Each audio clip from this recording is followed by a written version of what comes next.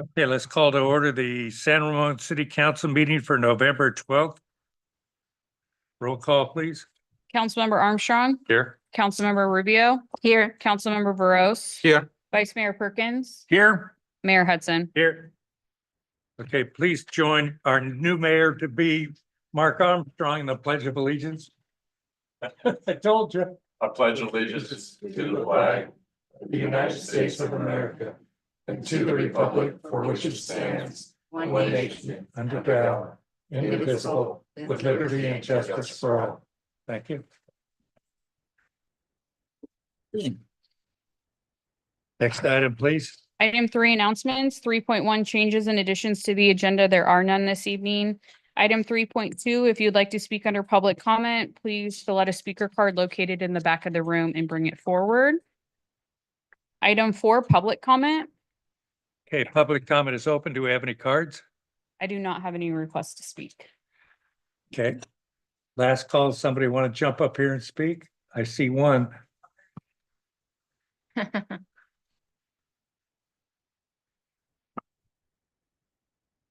Why don't you speak first and then turn in the card? Perfect, that works.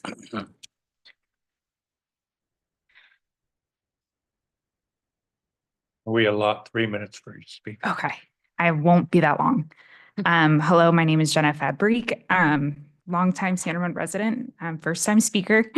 I wanted to take this opportunity to invite you all to a Hope Garden planting this Sunday. At Memorial Park in San Ramon at 2 p.m.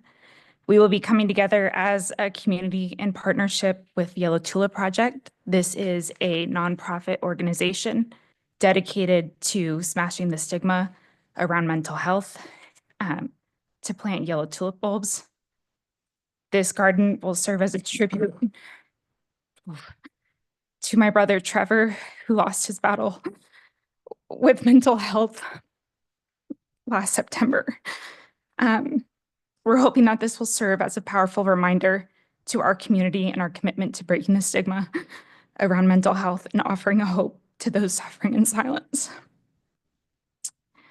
We invite you all to join us and help plant the seeds of awareness and change together so that we can foster a more compassionate and supportive community.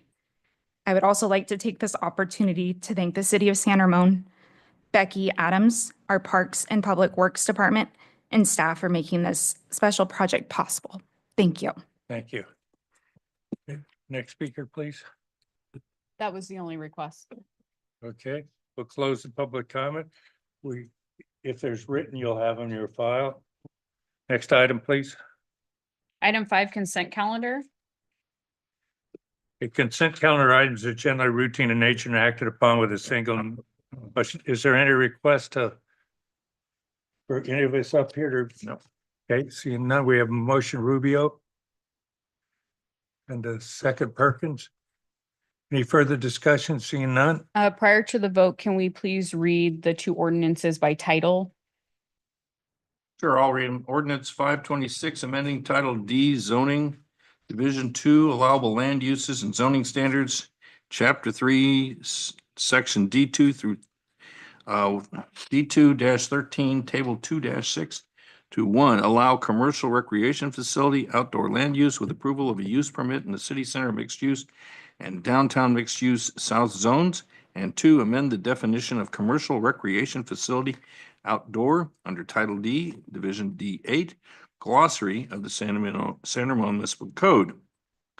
And Ordinance 527, repealing and replacing Title B, Division B6, Health, Sanitation, and Environmental Quality, Chapter 9, Living in Vehicles of San Ramon Municipal Code with Chapter 9, Encampments on Public Property. Thank you. Thank you. Okay, There you go. looks like it's pretty unanimous. Well, hit your blue button. There we go. Moving right along. Next item, please. Item 6, special presentations. 6.1, recognition of Janet Jo Gearhart Utchin for her 6 years of service as San Ramon's Poet Laureate, and introduction of Jazz Sufi as San Ramon's new Poet Laureate by Adam Chow, Recreation Supervisor. Evening, Adam, you have the floor. Good evening. Well, thank you very much for the floor. This evening, we have the honor of recognizing Jenna Jo for her 6 years as service as our Sanramon Poet Laureate. The last 6 years have been a fantastic partnership that we've been able to spend with her creating poetry. She's been a guiding voice in our city, inspiring many by sharing her words, tone, and energy with our community. Throughout her tenure, Jenna has brought poetry to life through original poems, public readings, city events, workshops, and school visits. Jenna's accomplishments include creating original poems for the Art and Wind Festival, Memorial Day program, 4th of July celebration, Culture in the Community celebration, the Dr. Martin Luther King Jr. celebration, Library Jazz Series, facility and park grand openings, and many more other than that. She connected with our teens and young adults through our recent Voices Open Mic Nights and and had a poetry contest this last year for graduating seniors where she provided a scholarship to the winner. She's also worked with our seniors to tell their stories through the Poet Trek workshops at the Senior Center. And even during the pandemic, Jen connected our community through the pandemic poetry and encouraged the community to submit videos reading poetry in various languages. Jenna's time, energy, and passion have connected us, opened our hearts, and allowed us to see the world in new ways. She has given a voice to our shared experiences, joys, and challenges, and in helping us understand each other more deeply. We are deeply grateful for all your dedication and creativity to this role. So thank you, Jenna, for all the time and energy that you spent helping to be able to make San Ramon a better community. So thank you so much. Thank you, Janet. Do you have a few words for us? Scott has something. I wasn't sure if I was supposed to accept my gifts first. Yeah, you or- better accept it. We'll wait until. I after love Scott free reads it. gifts. Turn around, we got here. We have a certificate in recognition.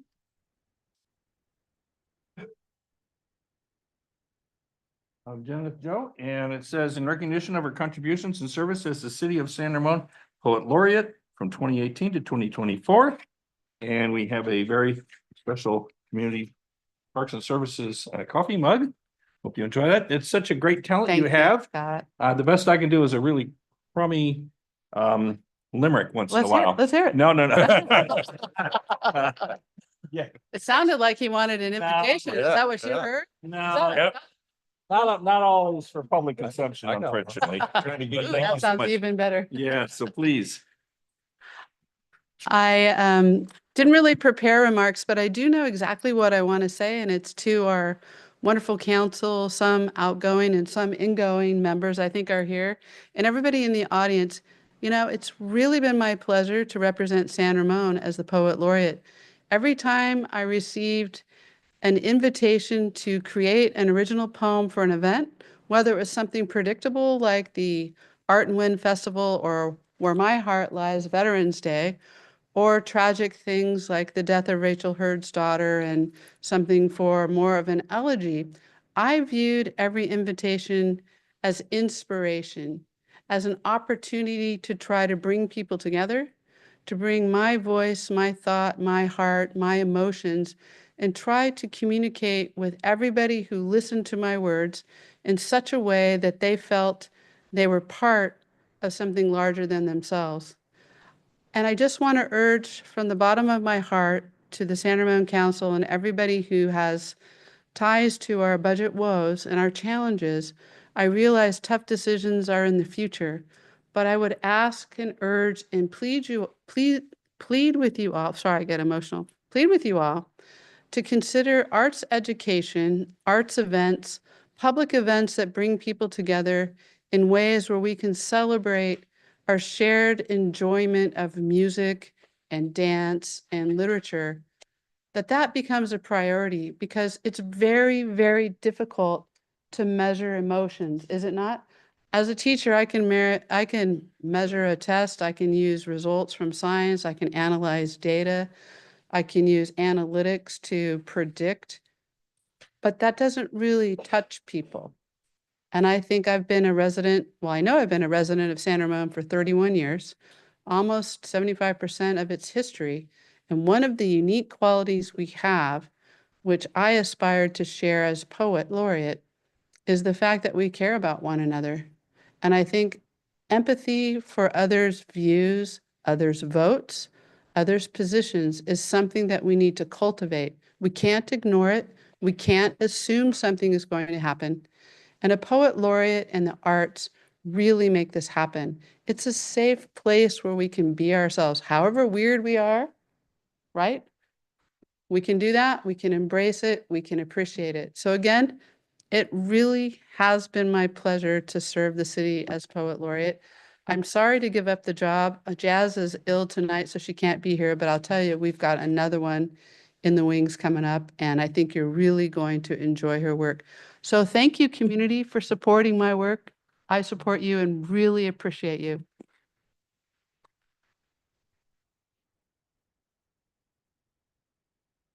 And as Jen has just mentioned, unfortunately, Jazz Sufi, our incoming poet laureate, is ill this evening and not able to be here, so we'll try and reschedule an opportunity to be able to introduce her to the council at another time. Comments? Will we let her go? Yeah, I'd like to say just wherever you are, Janet. Joe? Yeah. Just thank you for all that you've done for our city. I've attended a lot of the city events, and whether it's Memorial Day or 4th of July concerts or, the open mic nights and things like that. Just thank you for all you do. Your words are very powerful. They're very strong. You've always got the right kind of the right rhythm or the rhyme or the tone and the message that really resonates with people. So thanks for all that you do. You did a great job. We're going to miss you, but sounds like we got a good replacement on board now. Thanks, Mark. And a very good job for Maddie.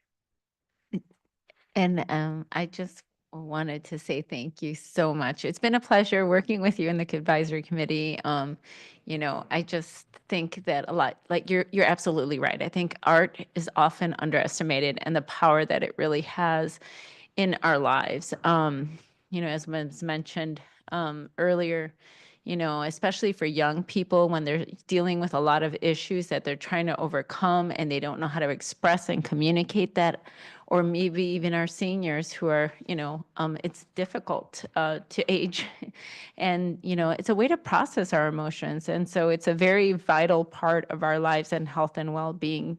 So I appreciate you for really providing that guidance as an outlet for many of our community members to express themselves. Thank you for your service. Thank you, Jen. Thank you, Janet. Thanks for enriching our community with your poetry. You brought beauty as well as the meaning for each and every occasion that you joined us, especially as Adam mentioned all the list.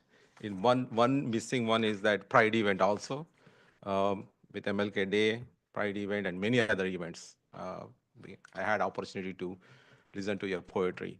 We appreciate all your work, your dedication and commitment for our community.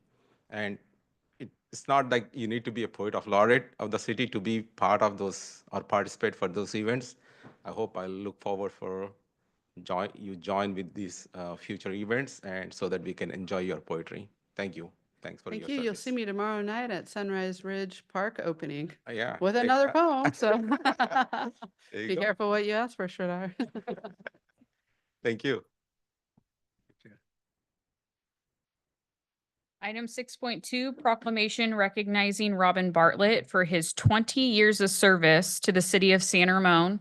Introduction by Brian Bornstein, Public Works Director. Presentation by the City Council.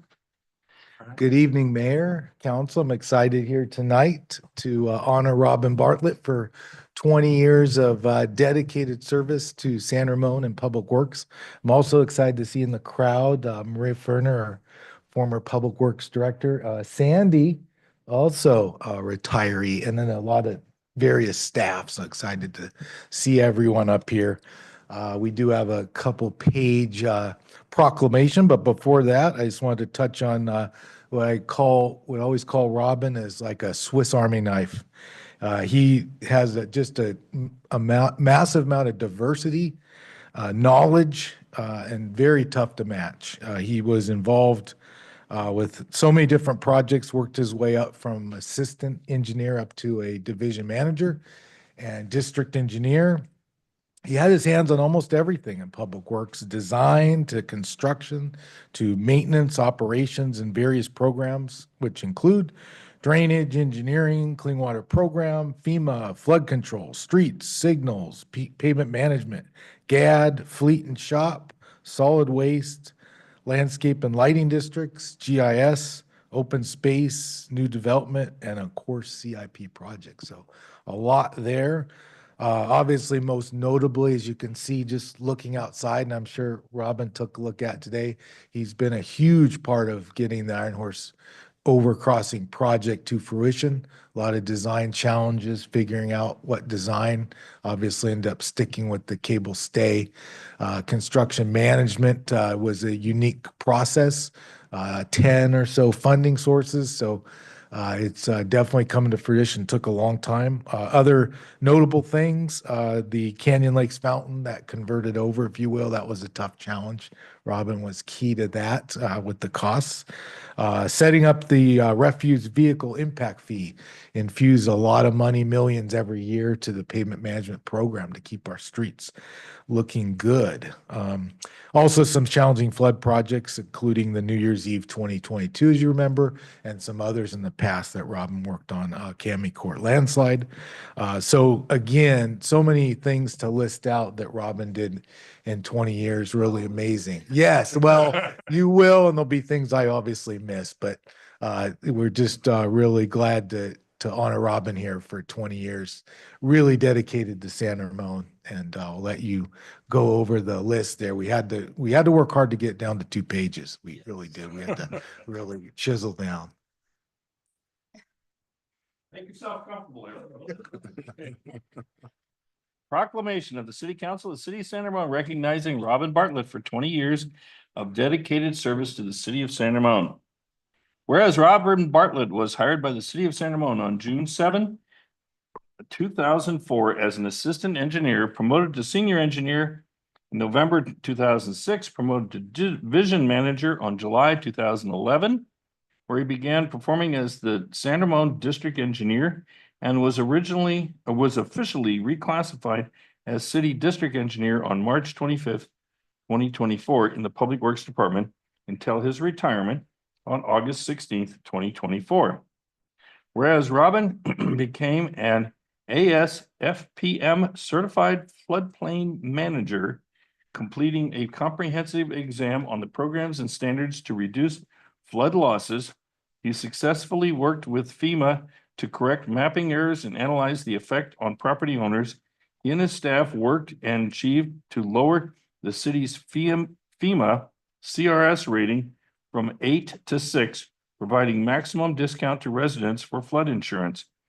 And whereas Robin oversaw the following programs: stormwater management and clean water program, pavement management, geographic information system, floodplain management, solid waste and recycling, streets, drainage signals, operations and maintenance, fleet and equipment management, assessment districts, open space, and numerous capital improvement projects.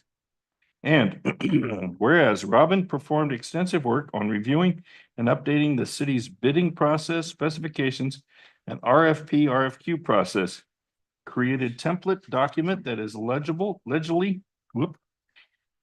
defensible, providing consistency throughout the project managers. Whereas as district engineer, Robin certified the annual lighting and landscape engineers reports, collaborated closely with public services, landscape staff, and created the Preserve L&L district and methodology, and was responsible for annual assessment rolls filed with the county annually every August. And whereas Robin managed the South San Ramon Creek tree removal and planting project and was recognized at the September 12, 2006 City Council meeting by a resident on his coordination efforts in tree replacement and management of the construction of the project. Robin met with various residents along the creek corridor and fielded numerous calls, and his coordination efforts with the residents and the contractor resulted in a successful completion of the project in a timely manner to the satisfaction of the residents. And whereas Robin managed the 5-year pavement management program, which includes over 240 street miles, he adopted the critical point methodology that maximized the available funding to provide for the most appropriate pavement section repairs. revamp the pavement management program by bringing design in-house, promoting engineering staff for design and inspection, significantly reducing funding going to consultants, and separating various contract work resulting in increased efficiencies within the program. And whereas Robin managed the creation of the Northwest San Ramon GAD, developing the assessment methodology, overseeing the grading and stormwater improvements prior to accepting land into the Northwest San Ramon GAD. Meanwhile, managed 14 million in DV-GAD reserves, updated the plan of control, determined annual assessment based on reserve funding studies, completed landslide repairs, most notably the Cami Court landslide repair. That was a big one. That was $5 million. What did it, was it, at the end, was it 5 million or was it over 5? It was about 5. Yeah, about 5, which was bigger than anything we had actually planned for, but we had the reserves to cover it, so. Yep. Fabulous there. Page 2. Whereas Robin closed out Henry Ranch and Circle E Ranch developments, which were projects active for over 10 years and had a number of outstanding issues. Robin was persistent and diligent in resolving those issues, including trails, drainage, and access easement realignments and acceptances, coordination with regulatory agencies and conservation easements, coordination with property owners and their concerns, installation of state-of-the-art pavement friction treatment on highly sloped roadways. Robin was recognized for these efforts as Employee of the Month in October 2009. And whereas Robin effectively worked with residents to resolve drainage issues by working with San Ramon Golf Course to maintain their portion of South San Ramon Creek, he also proactively sought out funding to complete the maintenance of Oak Creek, realizing the potential flooding hazard if this did not occur. Whereas Robin created the drainage easement encroachment policy, sidewalk ordinance, and creating a citywide drainage infrastructure repair CIP project that was included in the FY 11-12 CIP, which helped capture available funds and provide flexibility in timing of drainage repair work. And whereas Robin provided support for facilities, CIP projects, including Boone House, Forest Home Farms, Crow Canyon Gardens, and helped create Crow Canyon Garden Master Plan.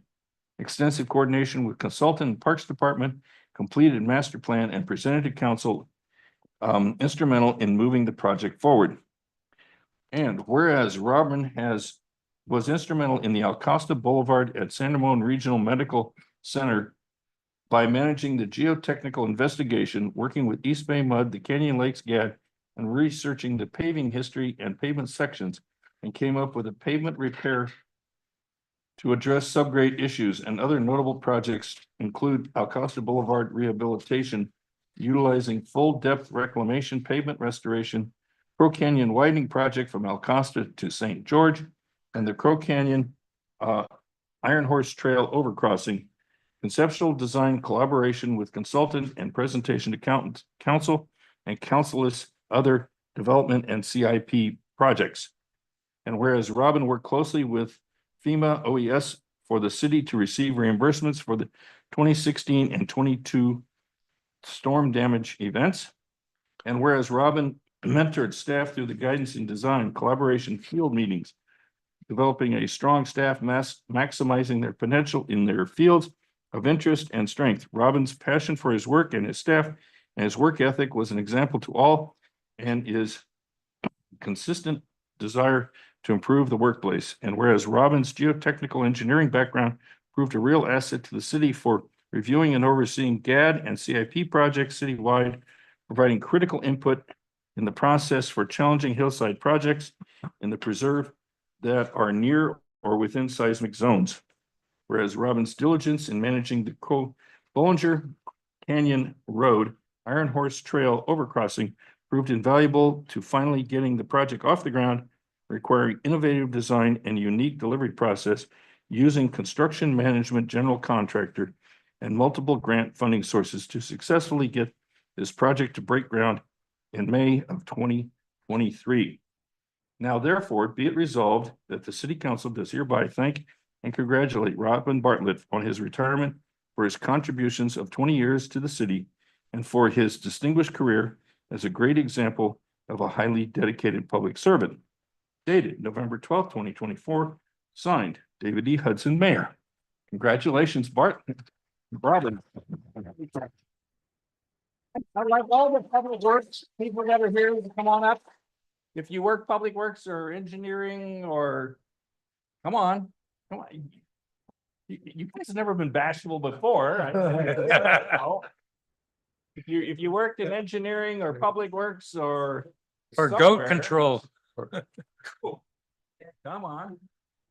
Let's get Maria down here. Robin brought the goats to South San Ramon, yeah. Coming. Robin brought we would contract with goats to eat out the creek. There we go. Okay. Yeah, here we go. Until it got too expensive, then we weed whacked.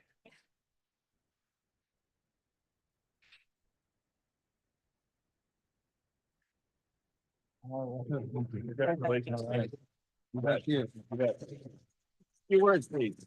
Few words. Bring back the goats. Well,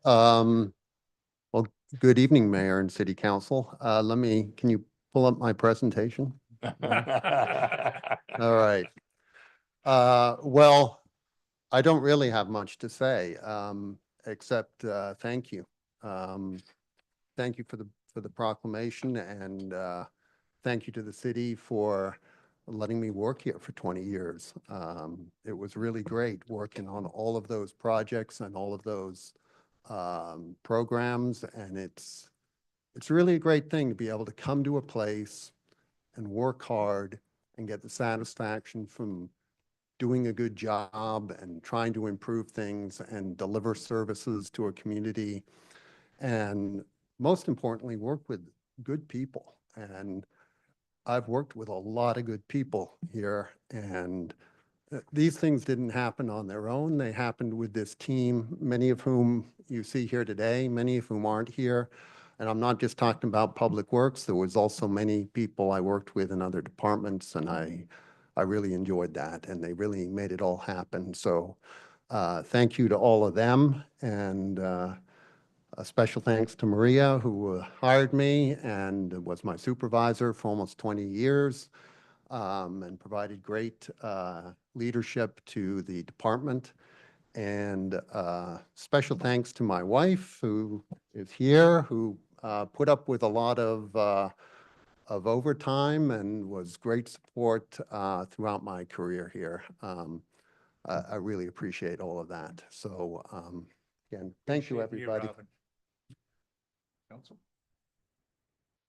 Well, what can I say, Robin? That was quite the resume you had there.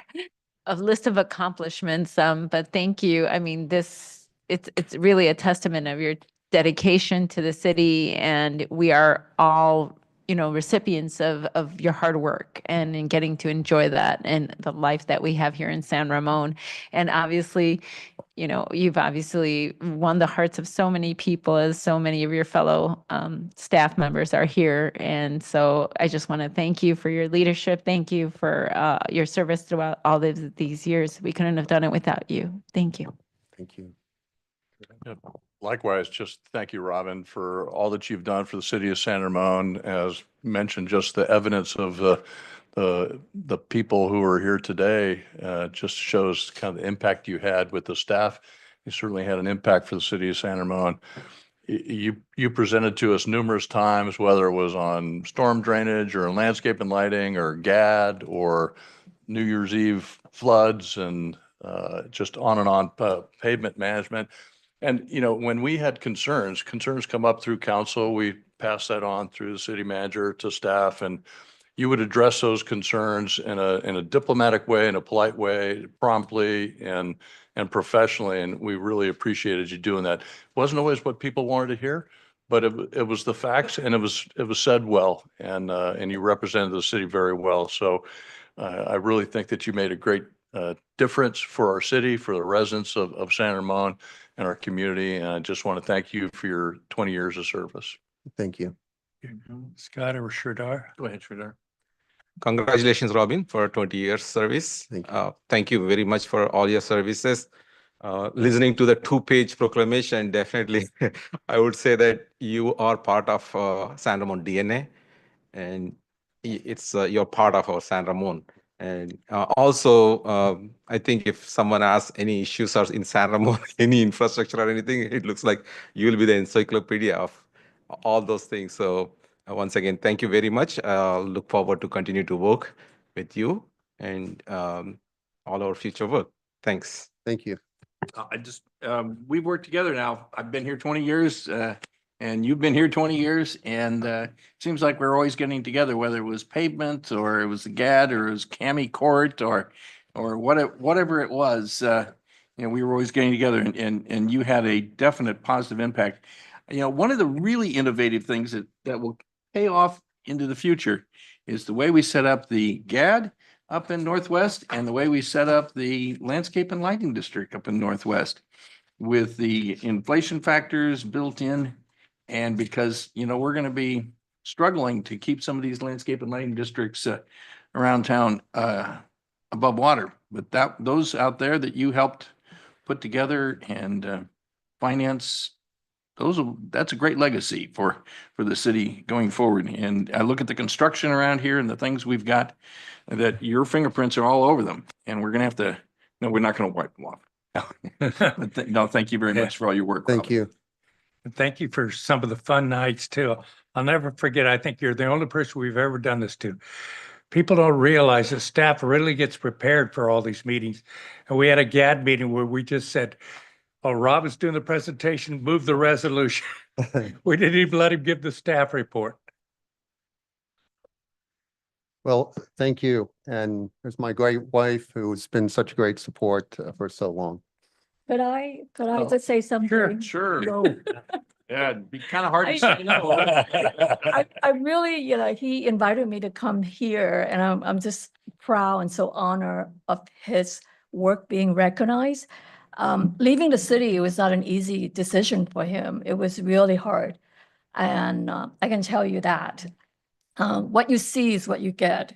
He's like this at home, at work. He's dedicated, he's honest, hardworking, one of the most dedicated, hardworking individual I know. I work for Edmund. And when we're at home, he's so moral that he would not ask me anything about Edmund. Mhm. Can you help me with this? No, it's just straightforward. And we thought that he's going to spend the rest of his career at City of San Ramon, but unfortunately he had to leave. But one thing, and he's so humble. He's just incredible, dedicated husband, father, and the most humble person that I've known. One tidbit information about him, but I don't think he ever disclosed. His father. No. I'll tell you something. No. It's like him is And nominated 4 times for Nobel Prizes. Wow. 4 times. Didn't win though, because he's just like Hey. Robbie, highly intelligent, slightly more, he didn't want to campaign for it. here's an interesting thing. We're now coworkers. Yes. So we'll see how that goes. Yes. Again, thank you very much. Thank you, Robin.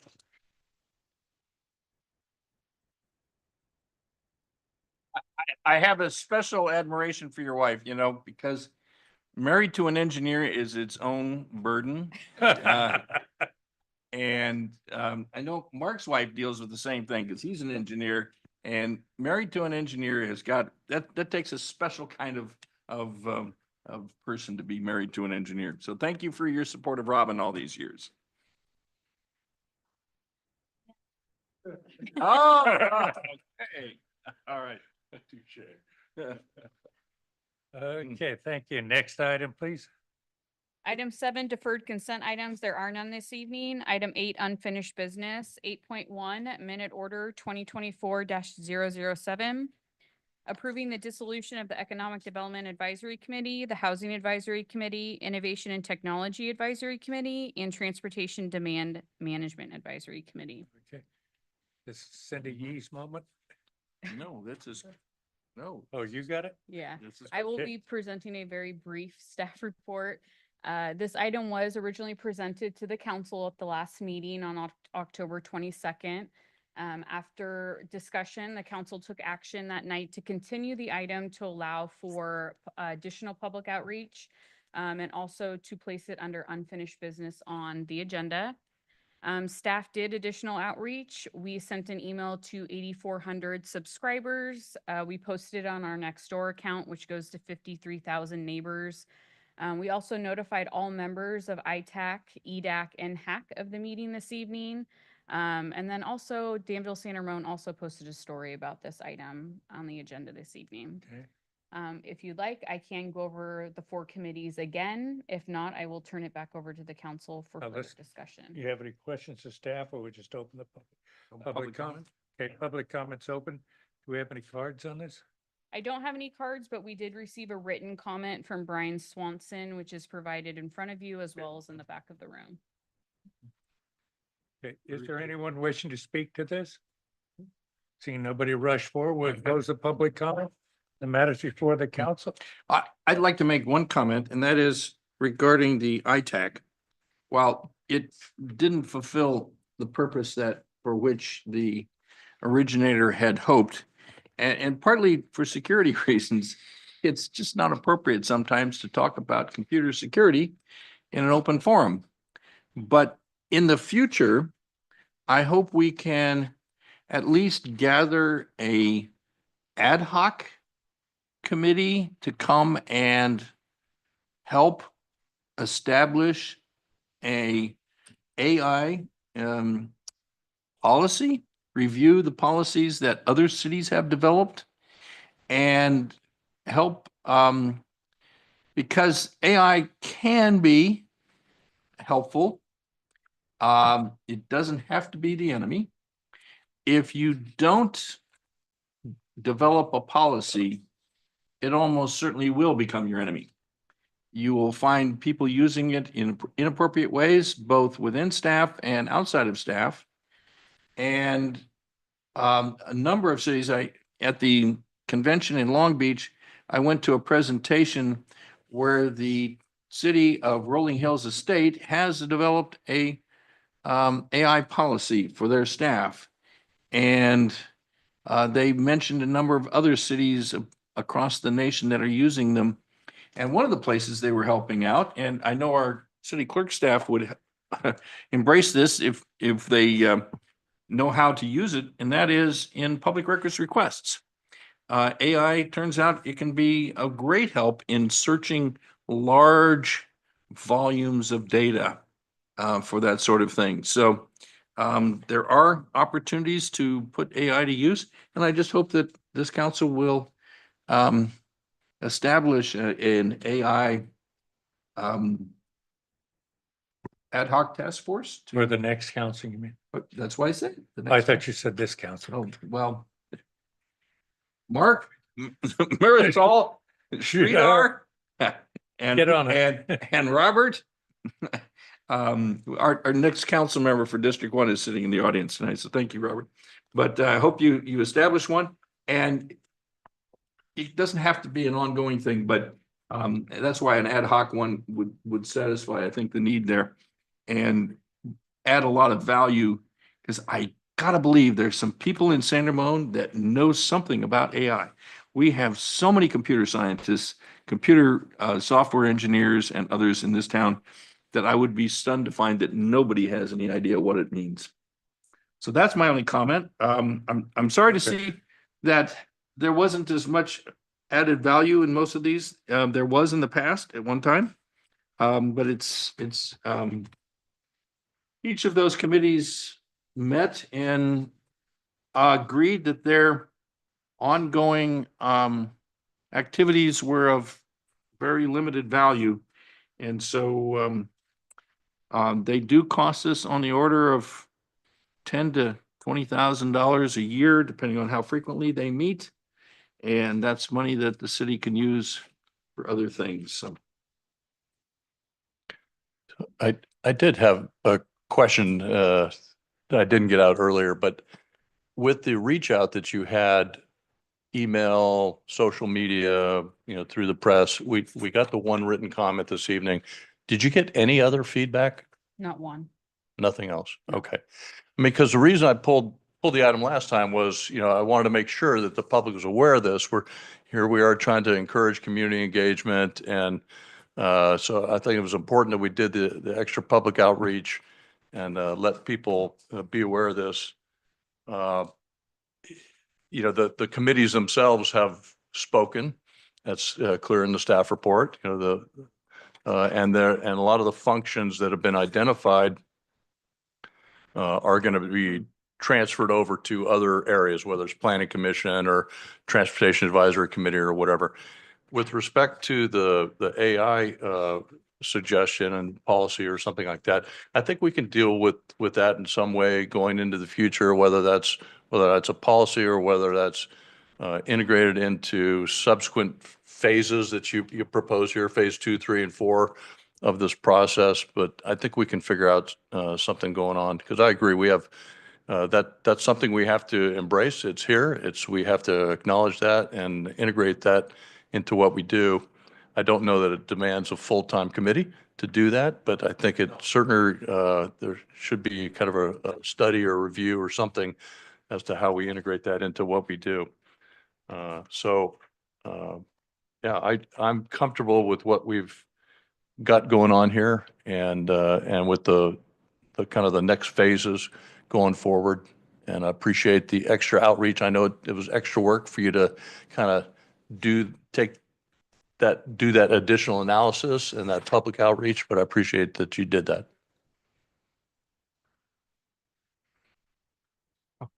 Marisol?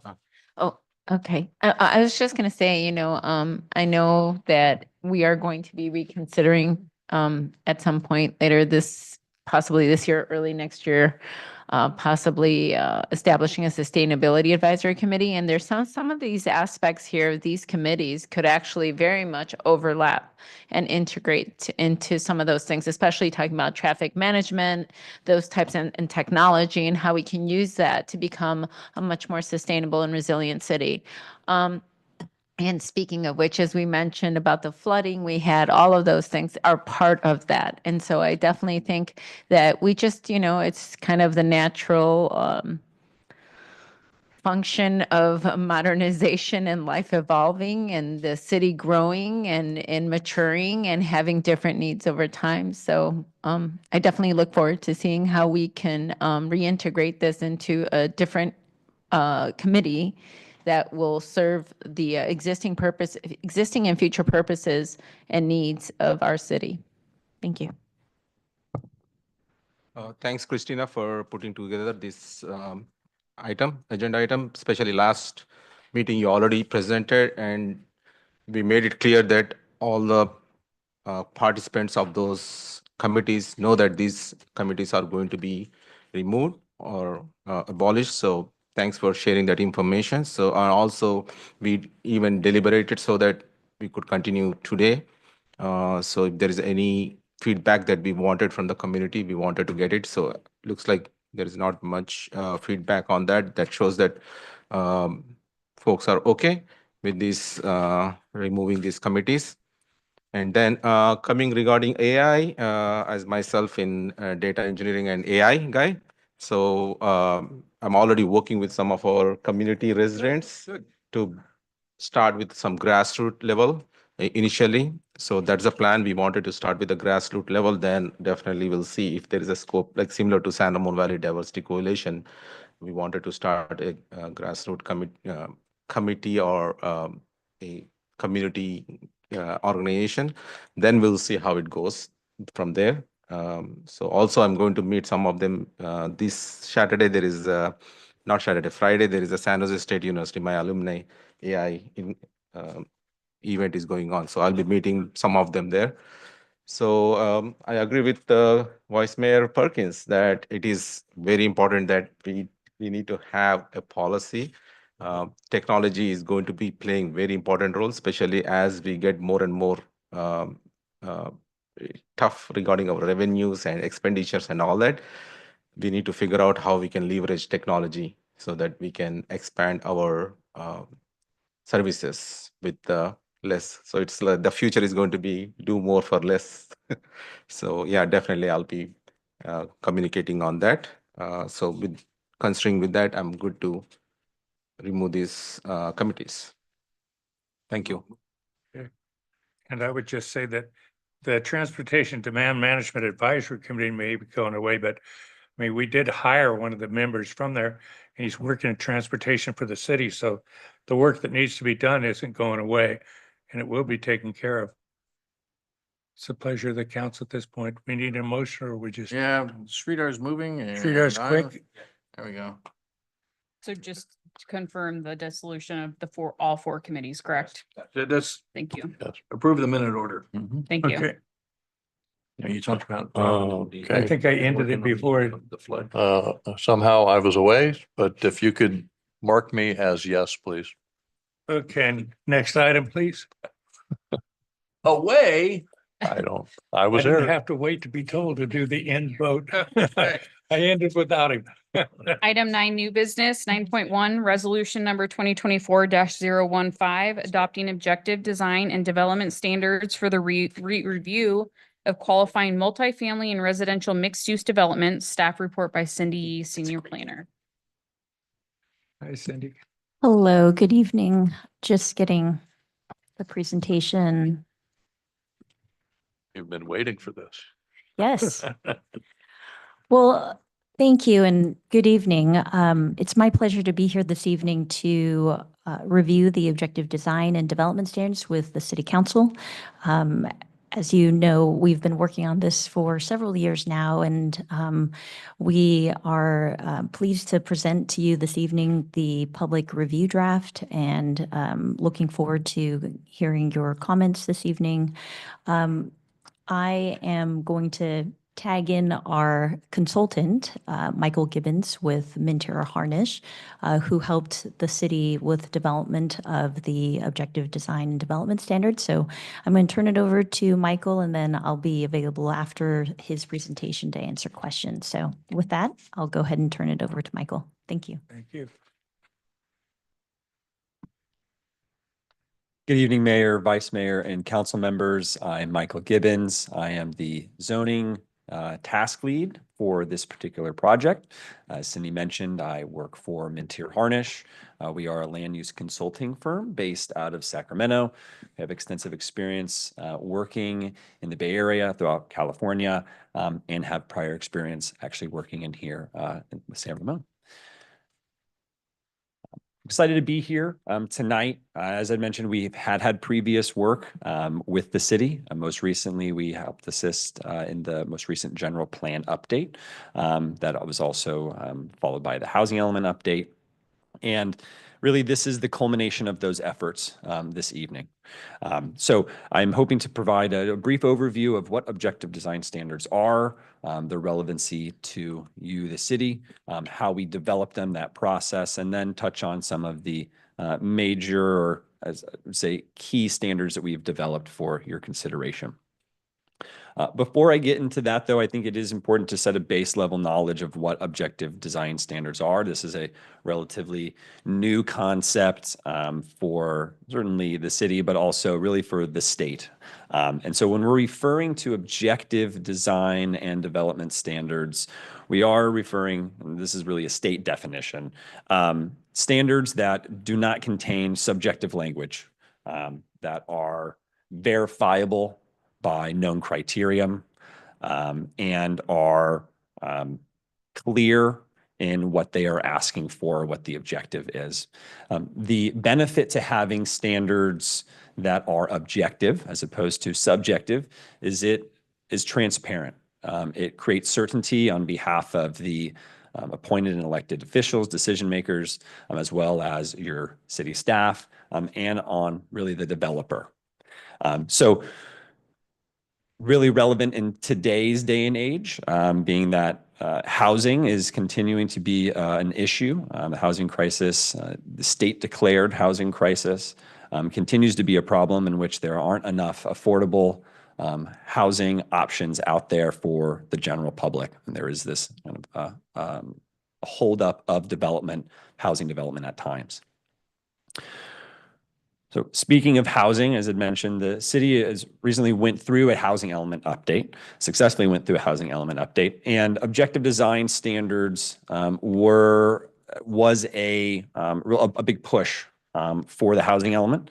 Not only is this, as I'd mentioned, a state push, but in addition to adopting these standards, the city, as part of its housing element, also agreed to review and develop objective design standards during the housing element process. So every time we're going to be updating our housing element, part of that process will be looking at these standards to ensure that they are relevant, they are making sense, and they are achieving the community character that is really being desired and called for and envisioned in your general plan. What really is driving this issue, as I had mentioned, is housing supply and affordability. The state, having declared it a housing crisis, has taken action to encourage housing development. Really, that takes the form of reducing jurisdictions' ability of discretionary review. And so they've done that through a couple of different legislation. SB 35 is really kind of the real reason for objective design standards, or at least is the legislative that is really pushing for it. But there are a multitude of other actions that the state has taken in order to really get us to where we are today, which is removing any real subjective language out of our zoning and development standards and replacing it with very clear, objective language. Now, there are a multitude of ways that jurisdictions can address and include these objective design standards. In fact, the city has already done some of this legwork in some previously approved specific plans, but it hasn't really been addressed on a city-wide level. So these are standards that we'll be introducing tonight are intended to be applied citywide for mixed-use residential development and multifamily development. And it's important that these standards, and really was at the forefront of our minds while working with your city staff and developing them, is they are locally specific. So there are some best practices that we know from development as planners or working with developers, but really there are locally specific, unique criteria that make San Ramon San Ramon. And so one of the best ways for us to start looking at objective standards is looking at what is current practice in the city. What are areas or topics that are hot button issues, or what are standard conditions of approval that commission or council typically puts on projects. And that was really our starting point. The city has gone through a great deal of effort in creating various design guidelines. Those no longer being really required by the state, though we didn't want to just not acknowledge the effort that went into those design guidelines. So a lot of the development standards that we are recommending for approval really were developed with the vision and already existing guidelines that the city has already established. So when I talk about objective design and development standards, we kind of make this distinction between design standards and development standards. And you're probably familiar with development standards. This is a fairly common style of regulation in zoning. This is what kind of zoning regulations really do. They establish height and lot coverage, minimum parcel size. And for the most part, you already have all of these development standards kind of cooked in and baked into your development regulations for your zoning districts. What tends to be a lot more difficult to enforce and certainly articulate, though, are design standards. And historically, jurisdictions have encouraged and influenced design through what we call design guidelines. And you've probably seen many of those. They're subjective. They are sometimes hard to interpret. They sometimes go like the development shall encourage colors that match the surrounding neighborhood. So depending on who you are, what colors, what neighborhood, very subjective, becomes difficult for both you as decision makers and as applicants when submitting projects to hone in as to what that really means. And so these design standards, we've designed these design standards to really touch on these aspects that really influence building design, which is not something that zoning has typically done. Zoning has typically just guided development, but now we are creating specific standards to regulate things such as massing or articulation, window placement, roof lines, what have you.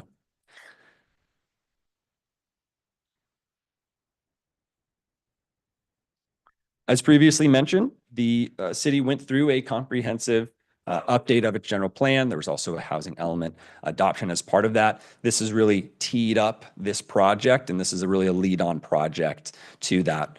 To get to where we are today, there was extensive effort to reach out to decision makers and incorporate as much public comment and encourage as much public comment through this process as possible. So throughout this drafting process for the standards that you have before you this evening, we've facilitated 4 study sessions with the Planning Commission that started with a brief introduction to what objective design standards are, and then were a series of meetings that were refining and wordsmithing the various standards that we've developed.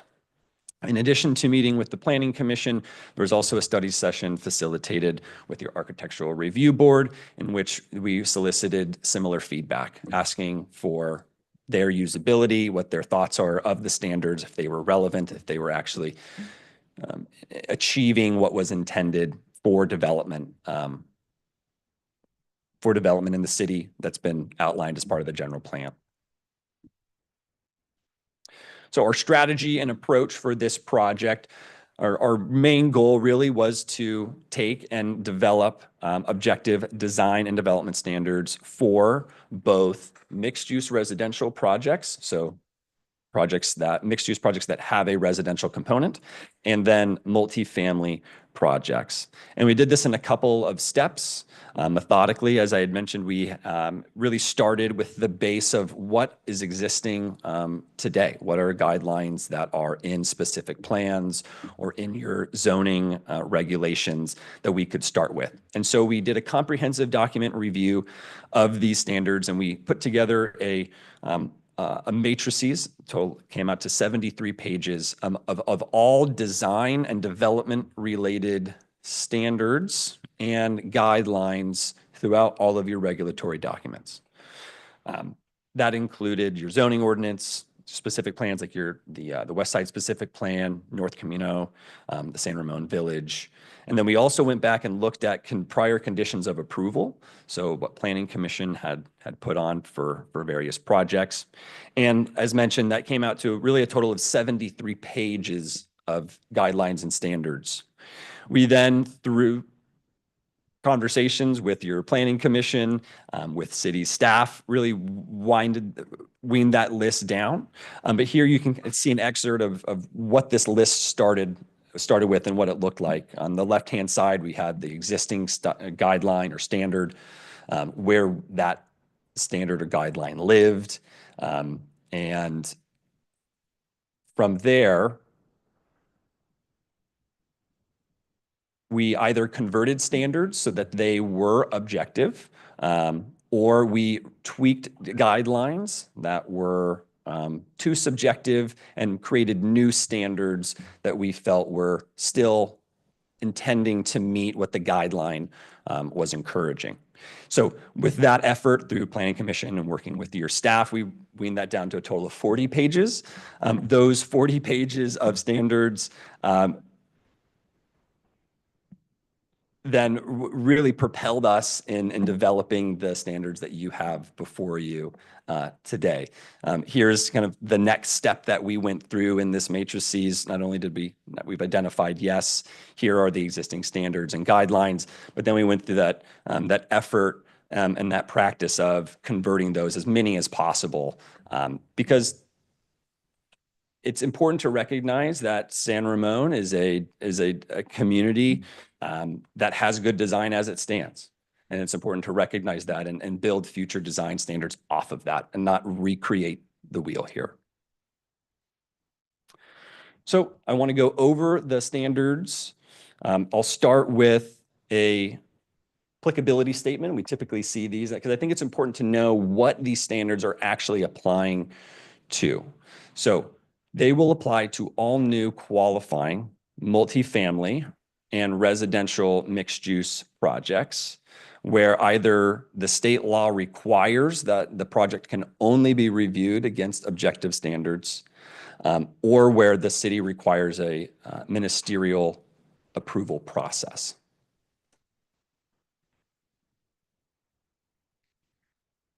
Probably wondering what are qualifying projects? Here are a list of some of the qualifying projects.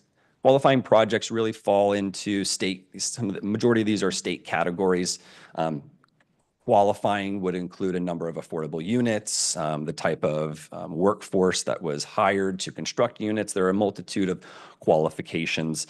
But in addition to not only these state qualifying projects, the city has taken it a step further and is also applying it to ministerial projects at the staff level by right projects, and then also applying that to any other projects that might require future legislation where the city is kind of tied into only reviewing projects against these objective standards. The standards are broken up into 4 sections. Think of the first section as the introduction. It lays out what is the applicability, where are these standards applied to, and what is their relationship of these standards to the other guidelines that you have, its relationship to your general plan and your zoning code. We then follow that section by a list of definitions and terms. There are a lot of new definitions and technical terms when it comes to design and architecture. So front loading that, making it as easy as possible for the user. We put the definitions and terms up front. That is then followed by 2 sections. And we've divided up the multifamily residential standards, separated that from the mixed use residential standards. Within each of these sections, we've also provided another level of organization in which we have site-specific standards, so regulations and standards that influence the actual site itself, not the building, but maybe where the building is placed on the site or access into the site. And then we have structure standards. So those would be standards that are specific to the architecture, the massing, the overall layout of structures and buildings on the site. So certain site standards that we have built into these, to the draft standards are communal and open space, recreation amenities. There are landscaping standards, utility service standards, and also parking and circulation standards as well. When we talk about structure standards, we're having a series of standards that are related to massing, vertical and horizontal articulation of the building, really honing in on the design of the structure itself. So that would include fenestration, windows, and also roof design. So next, I just would like to walk through some of the standards that we've developed. These are just a handful of examples out of the draft standards before you. But one of the new standards that we have brought in was addressing rooftop decks. And so we've incorporated a series of development standards in here, really regulating the types of materials, the placement of rooftop decks, safety concerns and surface concerns, really trying to preserve safety and encourage quality design. As part of this effort, not only did we develop standards, but we also developed comprehensive graphics to accompany these standards. As mentioned, these are technical terms, and having a visual cue really does help the user in the end. And so what we have done is we've curated a series of graphics for these for the draft standards that are helping to highlight and illustrate many of the standards in the actual document. So here we can see the standards that we have in the text are kind of directly placed over in an image for reference. So we have showing the difference in surface and hardscape, or an example of what an outdoor approved amenity might be.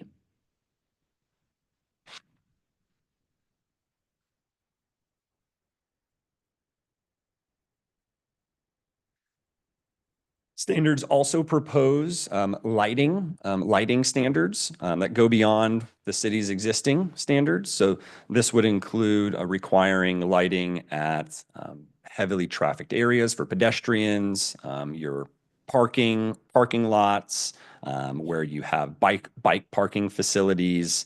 And then we also have standards in here that are really trying to regulate any nuance or any nuisances that might be derived from styles of lighting. So we are directing light downward. We have specifying exactly, as I mentioned, where lighting should be, and really hoping to tie back to these existing standards that you have as a jurisdiction, but bolstering them really specifically to address mixed use, residential development, and multifamily.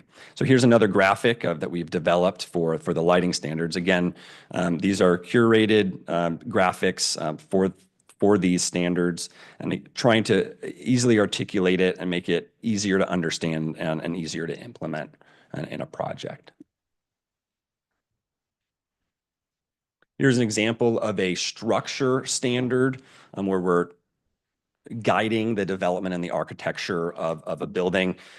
Here we've incorporated some step back and recess, or some additional side setback standards that are affecting the massing when being located next to other development.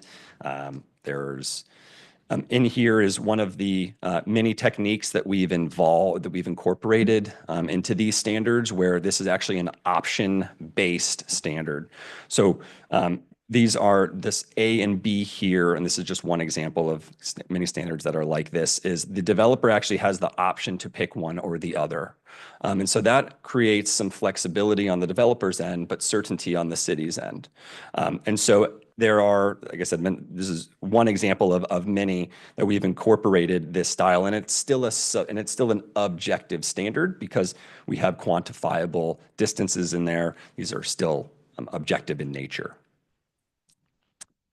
And here would be an example of an accompanying graphic where we're highlighting what we're talking about when we're mentioning what the step back area is, and we're hoping to illustrate kind of the options that the developer has, or the applicant has, when they're submitting their plans.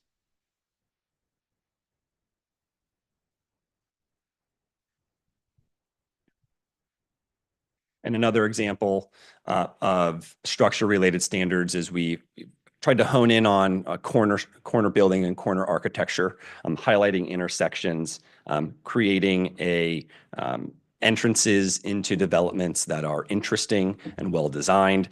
This again is another option-based standard. There are more options that aren't here, but you have the option to select 2 of these if you qualify for one aspect of the project, or you can apply for 3, but it gives the developer really the option.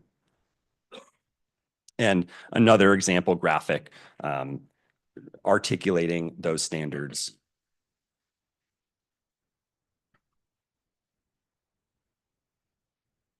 So that was really just a high-level overview of the standards that are contained. There are definitely a multitude that we are proposing tonight. But our recommendation this evening would be to approve this resolution adopting the proposed objective design standards for multifamily development and mixed-use residential development. I am available for questions if there are any. Questions? No, this is very comments for technical. Michael or Cindy? I mean, questions of the staff report for any of you first. Okay, seeing none, we'll open public comment. Do we have any cards?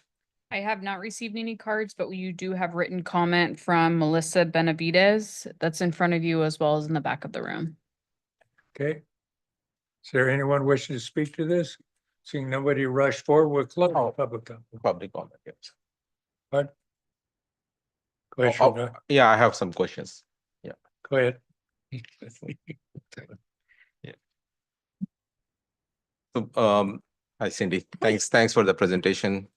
So could you please list some of any significant changes that we did from existing ones that we need to know? Or is all these are new one? So, when you read through the objective design and development standards, a number of development standards that are referred to in the document point back to the specific documents that those standards are found in. So for example, in the zoning ordinance, there's references to parking standards and lighting standards, and those continue to stay the same in those documents. As we continue to review our zoning ordinances over time, we recognize that there will be changes that will need to be made to those documents. But what you see in front of you are primarily design standards that do not currently exist or may be currently written subjectively in the document through some of our specific plans, some of our zoning text. And what you're finding in here are just refinement of the text that is currently existing and just are specific to how one would meet those standards. So one of the things to point out are there are brand new things that did not exist before. For example, the amenities. There's a section in the very beginning of the standards that talk about having a certain number of amenities. So there are a lot of new standards that are in place. And then where there are existing standards, we are pointing directly back to the documents that those existing standards are. And we're not making changes to those particular documents, but pointing developers to the place where they can find those standards that already exist. Okay, so mostly this is new designs. Okay, thanks. And now, remember we had mixed use ad hoc committee. So that's related to how much mixed use we should, right, retail versus residential composition, right? So is going to be part of this design thing, or is it going to be a separate? So that's actually going to be the standards that we have already in place for mixed use in terms of the makeup of mixed use, how mixed use is defined. We've already made those decisions through the general plan update and the zoning ordinance update almost a year ago now. There are zoning standards in the zoning ordinance that talk about retail mix. That's actually a separate project that the city is working on for zoning ordinance update. That's something that we are targeting for the later half of this year and then beginning of next year to come back and review the mix of retail within the city. So I don't know if that's specifically what you're referring to is the mix of retail. Yes. But that's something that is through a separate project for the zoning ordinance update. Oh, okay, so that's not part of this design change anymore. Not part of this. Okay, sounds good. Now, did we take into consideration about emergency evacuation or disaster recovery situations when we are doing this objective design? So there are different standards that are already in place in the zoning ordinance, in the Subdivision Map Act, and all those continue to stay in place. As part of our general plan update, we did do some new policies in there related to emergency safety and response. So there are policies in those documents.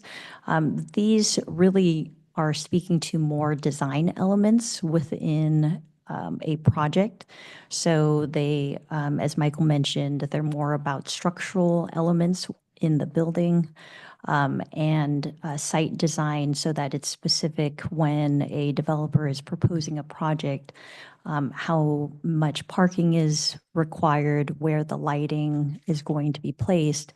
But things such as safety and lighting safety, we rely on building code requirements and other standards that are already in place to, like the general plan that talk about emergency access. But that will be already part of our general plan. So Correct. there is no change in that from this design Right. objective design perspective. Right. Okay. And now, one of the question always we get from, at least from my district residents, is about, hey, all this construction is happening and the designs and all that, if it is changing the structure of the city. So are we having any objective standards that will make it aesthetically, is it still possible not to be, as I know aesthetics means, once again, it comes as a subjective, but is it possible for us to add that as part of our objective design? So it's completely up to the city what types of standards for design you'd like to adopt. After looking at number of pages of existing standards that are already in place, and in particular, looking at the Saramone Village specific plan, that was one of our first documents that really adopted objective design standards. We use those as guides to how to refine these standards to be more specific so that for projects that are considered by right approval, where the state requires that the city approve a project without any subjective review, that we have these standards in place so that they can be applied to those projects. So it actually provides standards for projects that may currently, without these standards, be able to be built without any design standards that are currently in place. So this just gives a guidebook to developers that say,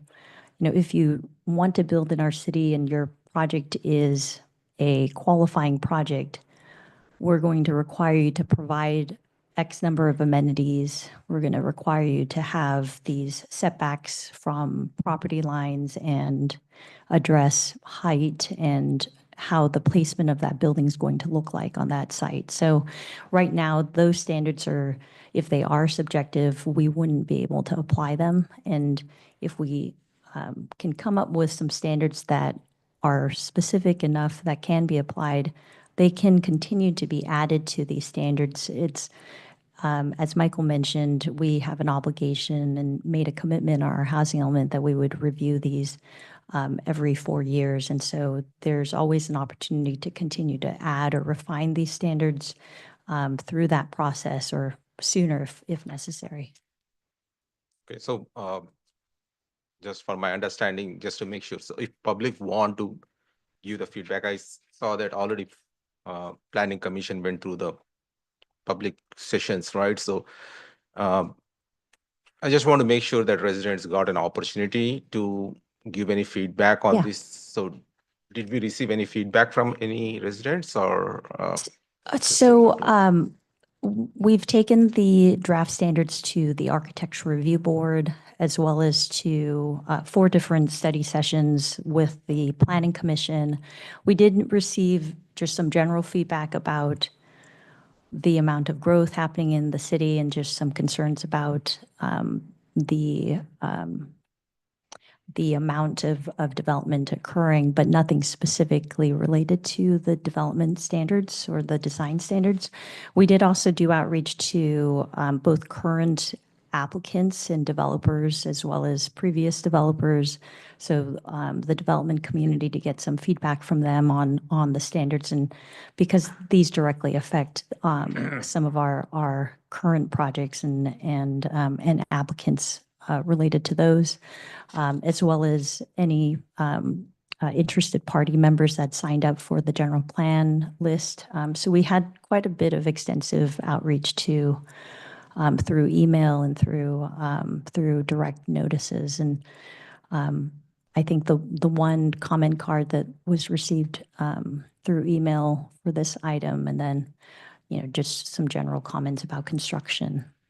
Okay, so last question, if there is any issue with the object design, so who's going to review it? Is it our city staff going to review it, and who is going to, like, how the process goes through for the conflict? Yeah, that's a great question. So for any qualifying projects that would be subjected to the standards, any application that's received, we are going to review those based on the standards that are in place. So there will be a checklist that a developer is going to fill out when they apply for a development application. And we would be reviewing basically yes or no if that standard applies to their project, and then how that project has met that standard, and on what page we would find that standard being met. So it's essentially an opportunity for the developer to tell us how they've met that standard and whether that applies to their project. And we do inspection like after also, right? So after the development to make sure that it is done according to the checklist. It's actually done even before the inspection. It's done through plan review, plan checking, prior to building permit issuance. And so that's generally how we would make sure that the standards have been applied correctly to the project. Okay, so we'll just take based on application. Right. Okay, that's fine. Thank you. Thanks for answering my questions. Go ahead, Scott. How does this apply to projects that are not on this list? So if we've got development in Chevron Park / Orchards, and it doesn't apply based upon any of these, so can these design standards be applied to other projects? So I would say that almost all projects that we've been receiving thus far have been applying as part of SB 330 applications. Most projects have been taking that opportunity to make that application. And so in that case, almost all projects that we've been processing, the standards would apply. I would say that there are some caveats to that. Certainly, the Saramone Village specific plan has its own objective development standards that are already in place. So projects there we would apply what's in the specific plan there. There are other projects that have already been approved pre-objective design standards. Right. And they may have standards that were adopted as part of the project. And so places like City Walk, for example, even though you don't see the new construction happening now, they were previously designed as part of a larger comprehensive development agreement. And those standards that exist already in place, even though they're not under construction, may not have made an application currently, the original rules would apply to those projects. In the case of future projects, if almost everything is a qualifying project, but if they, let's say they chose not to be qualified project, then architectural review would be the review process that we would put in place. So it wouldn't be an automatic approval as long as they met the standards. We would review it through our typical architecture review process. That's it. Okay. Go ahead, Mark. But I just want to make sure I understood what you just said. So City Walk, which is approved in what, 2020 or whatever the standards were that were in place at that time, even though we didn't have a specific project, site application at the time, but those standards are in place and not necessarily these new standards would apply. Is that correct? So as I understand, there's a development agreement that's in place for City Walk that have design guidelines that are in place that apply to that project. And in that situation, because they were previously approved through that development agreement, that those have different, that the current objective design standards that we're considering tonight would not apply to those projects. Got a couple comments, but no other questions. Well, go ahead. Stay with it while you're at it. Oh, okay. Well, first, I'll just say thank you, Cindy. Thank you, Michael, for putting all this together. It's a good document there, the objective design standards. And I know the planning services folks and the planning commission spent a lot of time on this. I know we beat you up pretty hard starting a couple of years ago. I think it's probably around the time frame of the marketplace and some of the other SB 330 projects started coming in. But we had all these housing laws that were starting to impact a lot of the projects that were being proposed, and it became clearer and clearer that without some kind of objective design standards, our hands are really tied, and it's a very high bar to prove, if something doesn't meet some health or safety standard. And so we had a lot of what I guess we call loss of local control in that regard. And so I think this will go a long way to kind of swing it back a little bit in the favor of the city in terms of not only making it clear what we think is important, what the city council, planning commission, planning services, we think these things are important, but also it sends a clear message to any developer of what we expect. And hopefully the projects that come in will be consistent with these design standards right from the bat. They'll design a good project from the outset that's already good for us. I think the only thing I kind of missed in there a little bit was I get a lot of feedback about some of the projects that people are seeing around town, and all these boxy looking buildings and everything's kind of squared off and things like that. And I know there's a section in there that talks about roof line articulation, roof pitch, and roof design, things like that. But certainly it looks like the developers are going to have options to what to do, but there's no real requirement to have something a little bit more, break it up a little bit so it's not just a box sitting on the street and that sort of thing. Or am I missing it in there?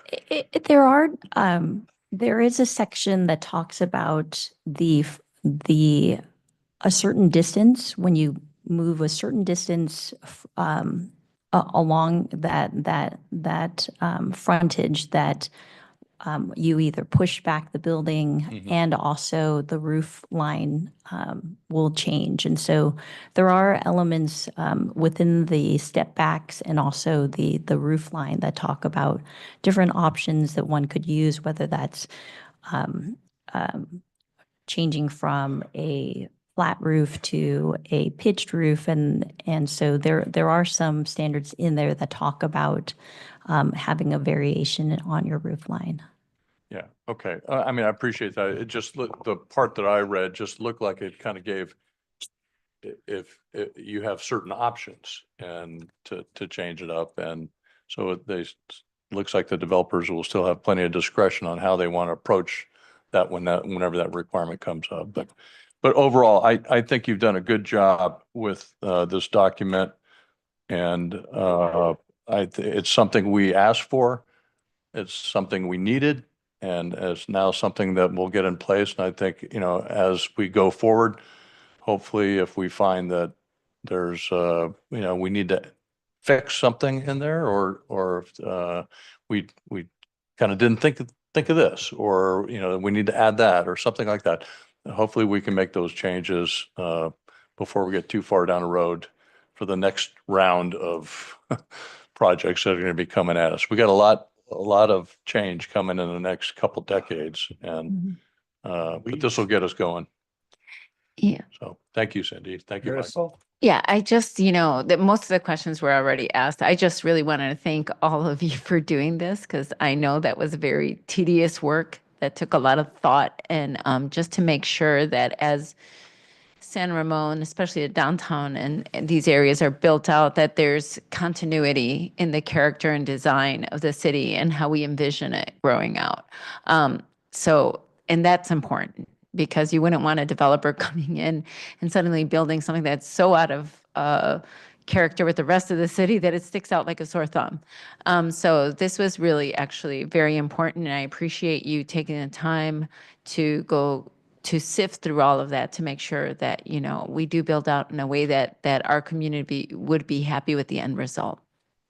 Thank you. Thank you. And I just hope it helps you get through the housing element.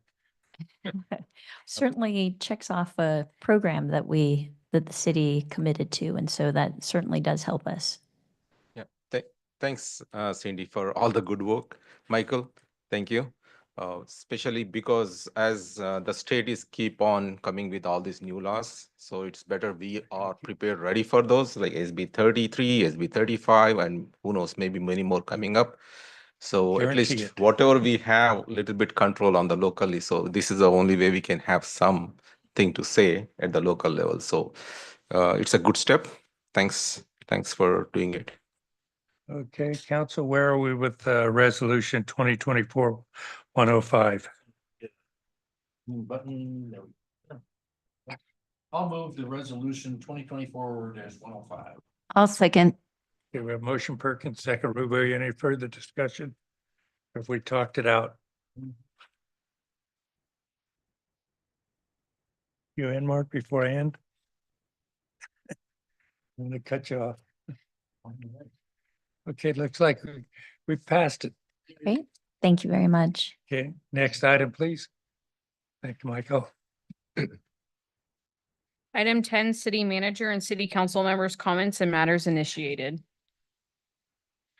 Smile on his face. Oh, yeah, we have some great updates this evening. Two that I would like to reiterate that you heard about already this evening. One is this Sunday at 2 p.m. at Memorial Park in partnership with the Yellow Tulip Project and the family that we heard from this evening. There will be a planting of yellow tulips in Memorial Park in the meadow. So that's Sunday at 2 p.m. Tomorrow, we also heard about the Sunrise Ridge grand opening from 4 until 6. We know people are beating down the gates. They've already beaten down said gates for the last few months to get into that park. It's been so popular. Now we can officially open it and call it a done deal. So those are two items that you already heard from tonight. And then another two major project updates.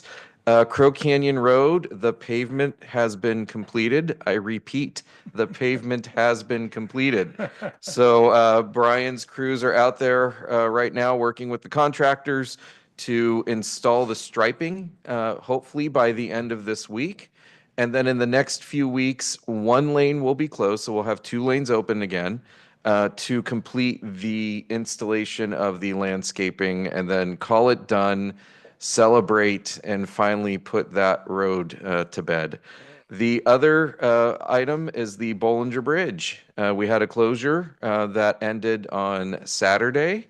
That is hopefully, I believe, again, thanks to Brian and Teresa and their hard work, that is the last full lane closure that we will have. Initially, we were looking at 4 total instances of lane closures, but we were able to get that down to 2, and those 2 were also truncated in the duration. So in terms of road closures, that's about as best as I think could ever happen. I don't believe we received too many complaints, if any at all. Also looking at our chief in the back with the road closure last week. I drove in on Saturday and also Thursday and Friday last week, and it seemed like everybody, it was old hat to them of closing down Bollinger. So again, hopefully we don't have to never, ever do that again. But that went well, and we have the plates now on the bridge. So you will actually see workers walking across. They're tethered, but they are walking across with the wooden barricades that are up right now. So the work is going along very well with the bridge. And with that, that concludes my updates for this evening. And another one is the ice skate rink. Yep. Grand opening with Christy Yamaguchi will be on Friday evening. Yep. At 6 o'clock at the ice skating rink at City Center. It's a great event. And we're going to change things up. Well, start off with the mayor's comments of past and future. I just want to thank all the candidates. It was a wonderful year. And I just remind you that it's just as important to take down the signs as it is to put them up. Code enforcement is not going to take down your signs. And especially if they're in areas that were a little, shall we say, probably should have been there to begin with. They go from being signs to being litter. So please get your signs down as fast as possible. Mark, any comments you want to make? I've got like 10 things, but I'll try to abbreviate it. No, you mean on the election stuff or just Whatever you want. Okay. I'll highlight a couple things. One, back on the 24th of October, I was had a privilege to host an event with several scouts, Troop 888. There was Pack 997, some Webelos from that pack. and then some scouts from an all-girl troop, Troop 126. And they came in here, we talked in City Hall. They had a ton of questions about how city government works. And it's just a lot of fun to kind of talk to them. Probably over 40 cadets and their parents were in here. And so that was a real great event. Let's see. I also attended the State of the School District breakfast, and that we got to hear from CJ Kamek, the new school superintendent for the district. They also did the what they call a 30 under 30 recognition. This is to recognize school district alumni and some of the great things that they've been doing to make an impact out in their different fields that they're in now. Got to attend the Halloween party over at the Community Club on Halloween. That was pretty entertaining. I've got to tell you, with some of the costumes this year, I tried to write a few of them down, but I couldn't capture it all. But there was the kind of the Inside Out group.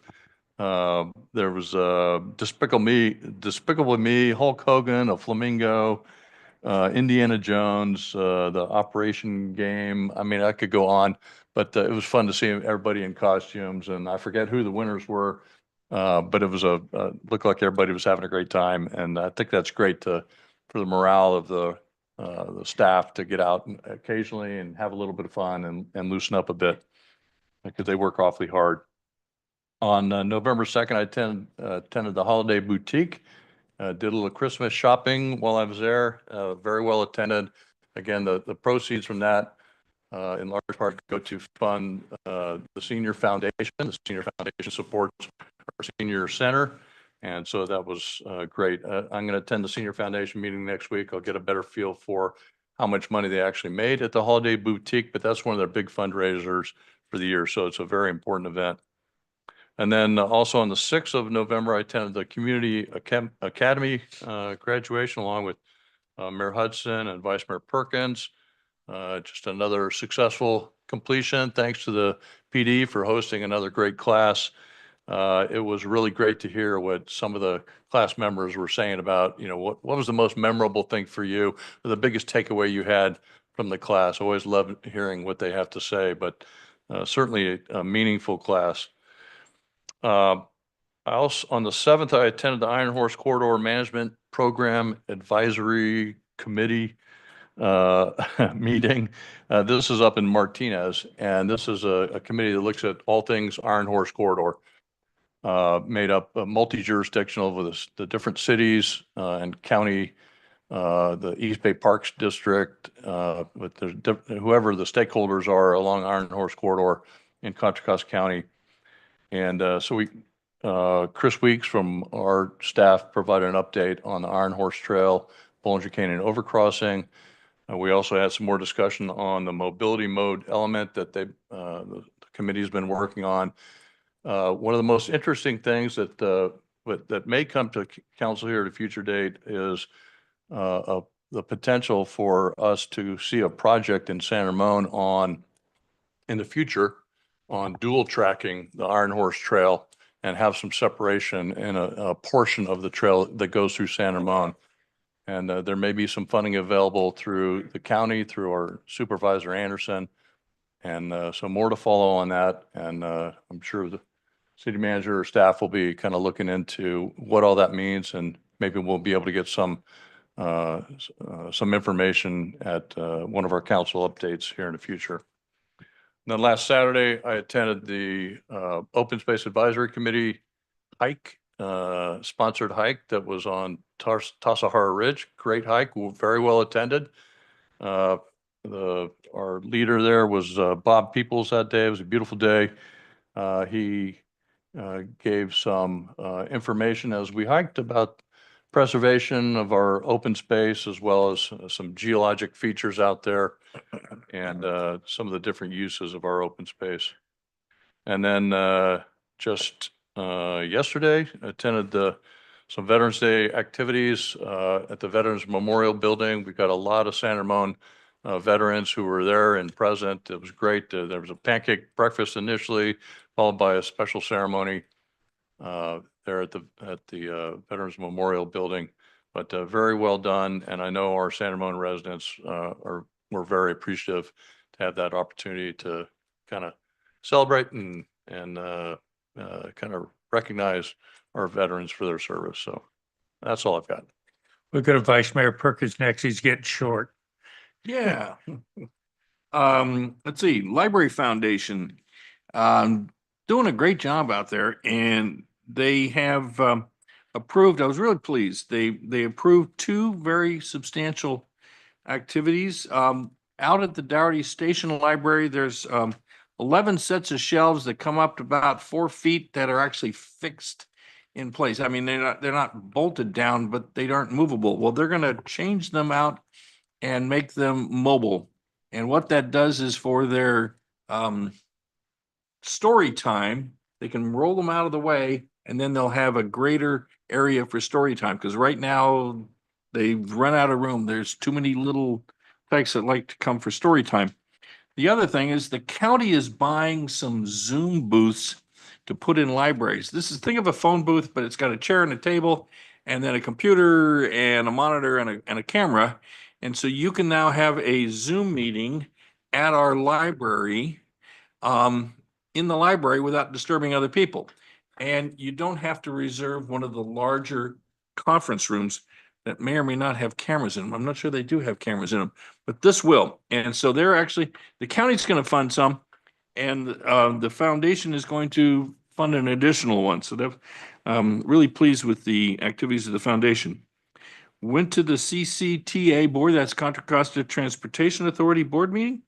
Mark DeSaulnier, congressman, who just was recently reelected, announced a $167 million grant for Innovate 680 activities. So we're looking to improve primarily from the Carquinez Bridge, or excuse me, not the Carquinez Bridge, but the Benicia Martinez Bridge down to the county line on a whole number of activities. $167 million is a substantial improvement to that. And then there was a discussion about the Gomentum station up by the Concord, in the old Concord Weapons Station. There is a large group of activities on autonomous vehicles and other vehicle testing programs. Went to the MCE, Marin Clean Energy Technical Committee meeting. To me, the big news there was every year they have to produce a thing called a power content label. The power content label tells you, where does your electricity come from? Does it come from a coal-fired plant? Does it come from a natural gas turbine plant? Where does it come? Well, I'm very pleased to report that the power content label for MCE will be 99.9% fossil free, meaning it will not use any fossil fuels to produce energy for MCE customers. It's 60% renewable. The state has a law that says that hydro is not considered renewable. Don't ask me why, but it's 60% renewable, 40% hydro. And last year we purchased and distributed through PG&E 5,500 gigawatt hours. Now you're buying at home kilowatt hours. These are 5,000 gigawatt hours, or 5 million megawatt hours. There are 580,000 customers. The peak load in August was 1,295 megawatts. Put it on the thing and put it on the grid.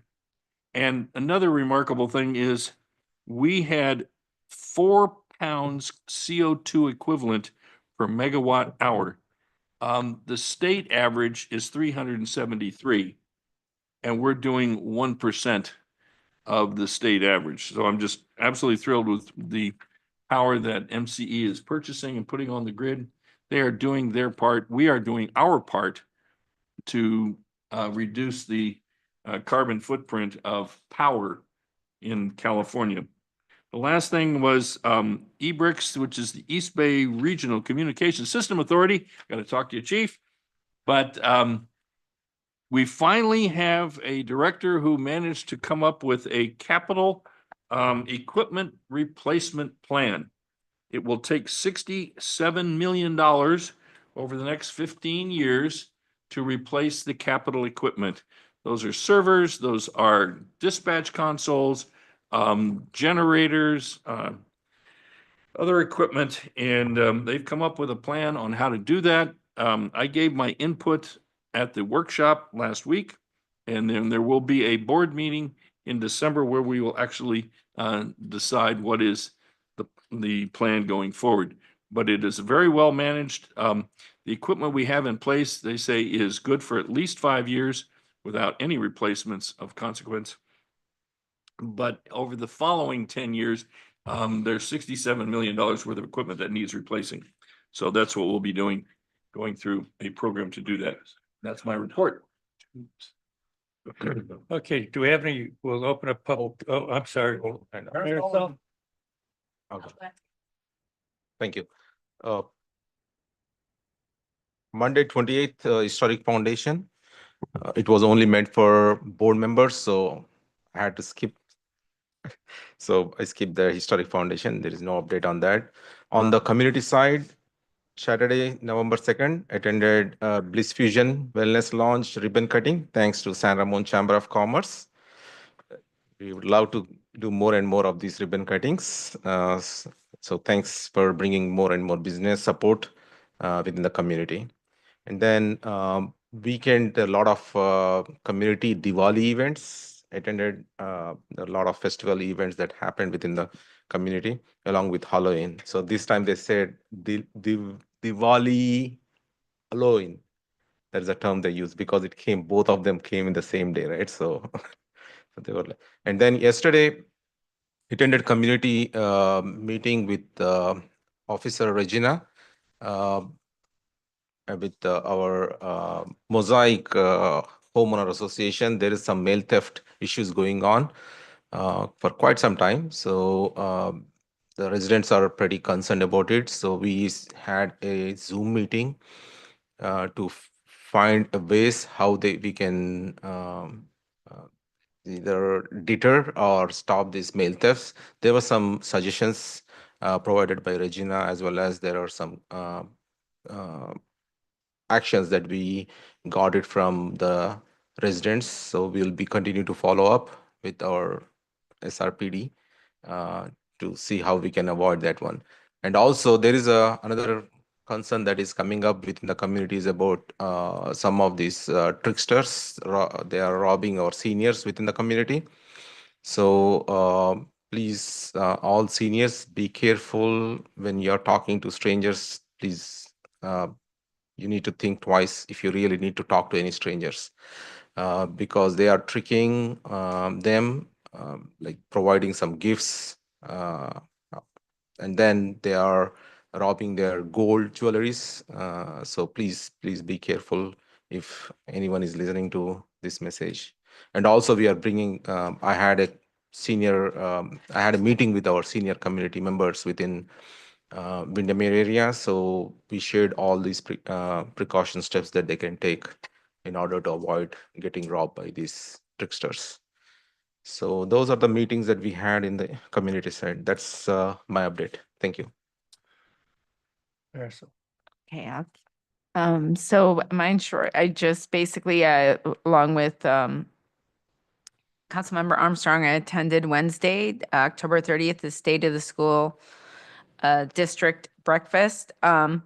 And they also discussed there, one thing that was mentioned was the measures and the importance of the measures in supporting the schools and the initiatives that basically the operations and everything that they have going on, and how these measures were important in supplementing what they get from the state. And so fortunately those passed. People will hopefully in the city's measure passed. So hopefully things will be looking a little, we can breathe a sigh of relief a little bit. But that was about it. Thank you. We have I had one more addendum com- from Vice Mayor Perkins. I had one more comment. I just want to thank the city staff, the community, council, everybody for supporting Measure N. I'll go buy something. It doesn't solve all problems, but boy, it makes solving a few problems a whole lot easier. And I look forward to the opportunity to restoring some services that we previously cut. And I want to thank everybody, the staff did a fabulous job of putting that all together, Martin and Stephen and Simone and others. And the whole Measure N committee with, I see Gary's out there. Any others? But a lot of people put a lot of work into that, and thank you very much. It'll go a long way to fixing a lot of problems. Okay. Do we have any public comment cards on this item? No. Okay, let's move on to the next one. Item 11, closed session. 11.1, convene to closed session pursuant to California Government Code 549457 to perform the evaluation of the city attorney. And item 11.2, pursuant to California Government Code 549457 to perform the evaluation of the city manager. Okay, public comment is open. Any cards on this item? I do not have any cards. Okay. Seeing nobody rush forward, public comment is closed. Let's head back there. Okay.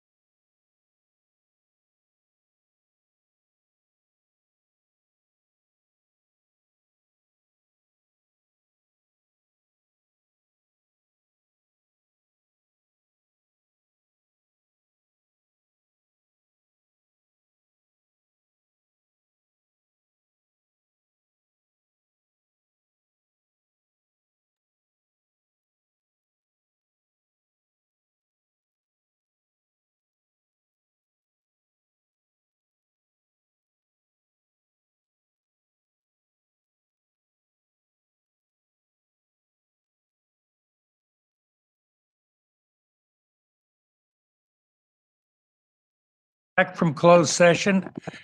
And I have on item, is it 11.1? That's the first one.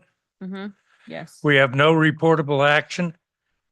Moving on to 11.2, the evaluation for the city manager. We have no reportable action. Next item, Item 12, adjournment. we are adjourned.